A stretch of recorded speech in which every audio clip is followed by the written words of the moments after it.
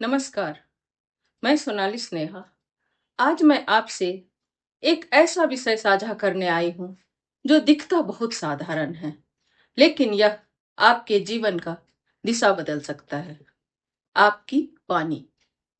कहा गया है, शब्दों में जीवन भी है और मृत्यु भी। और बुद्ध ने कहा है, शब्दों में उपचार की शक्ति है। जब वे सत्य और करुणा दोनों से युक्त हो तो वो संसार बदल सकते हैं। तो आज आइए एक क्षण रुक कर पूछे, क्या मेरी वाणी पुल बनाती है या दीवार? क्या मेरे शब्द दीपक हैं या चिंगारी? तो चलिए जानते हैं पुस्तक त्रैवाणी में इसके अध्याय 15 में डॉक्टर आलोक कुमार भार्गव क्या कहते हैं। बौद्ध धर्म के अष्टांग मार्ग में एक स्तंभ है, सम्यक वाचा, यानी सही वाणी। वाणी होनी चाहिए सत्य, प्रिय, सार्थक और दयालु, क्योंकि वाणी केवल ध्वनि नहीं, यह एक ऊर्जा है। यह सेतु भी बना सकती है तो कई संबंध भी तोड़ सकते हैं।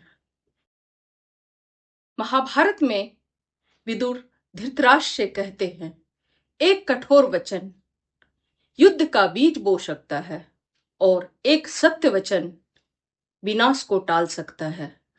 सोचिए, कितनी बार एक क्षणिक क्रोध ने कितने रिश्ते तोड़े और कितनी बार एक शांत शब्द ने आंसू पोंछे हैं।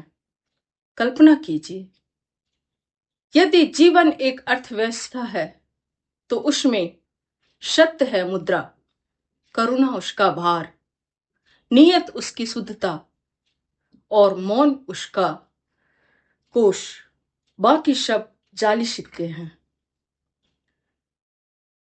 आप जो बोलते हैं वही आपका नैतिक निवेश है, इसलिए वही बोलिए जो कर्म आत्मा के पद चिन्ह बने, तो वाणी उसकी प्रतिध्वनि। सुंदर बोलना शिष्टाचार्य नहीं, आध्यात्मिक उत्कृष्टता है। Think before you speak, read before you think. जब आप सजग होकर बोलते हैं तो आपकी वाणी सेवा बन जाती है। आपके शब्द बन जाते हैं घाव पर मलहम, भ्रम में दीपक, दुख में बांसुरी और साधक के लिए उपनिषद। याद रखिए, मदर टेरेसा ने कहा है, kind words can be short and easy to speak, but their echoes are truly endless. Jain धर्म कहता है, मौन ही अहिंसा है। अनावश्यक वाणी सूक्ष्म हिंसा बन सकती है।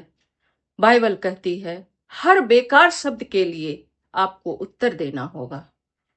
गुरु नानक देव जी कहते हैं, वह जीव पवित्र है जो प्रभु का नाम जपते हैं।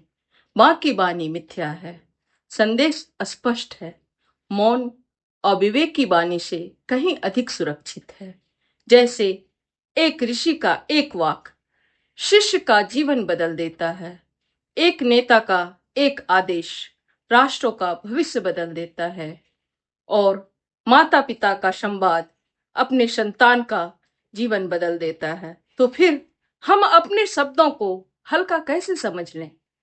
हर शब्द को आप अपने धर्म के तराजू पर तौलें।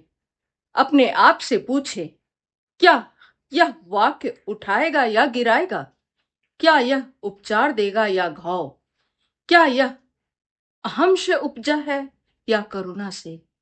स्मरण रहे, शब्द पवन से उड़ते पत्ते नहीं हैं, वे आत्मा से निकले बाण हैं, उन्हें लक्ष्य के साथ चलाएं।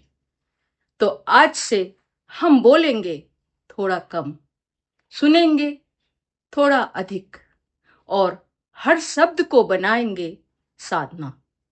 क्योंकि जब वाणी सजग होती है तो जीवन सम्यक हो जाता है। और यदि यह विचार आपके हृदय को छुआ है तो आप कृपया कर लाइक, शेयर और सब्सक्राइब करें। फिर मिलेंगे एक और आप संवाद के साथ। धन्यवाद।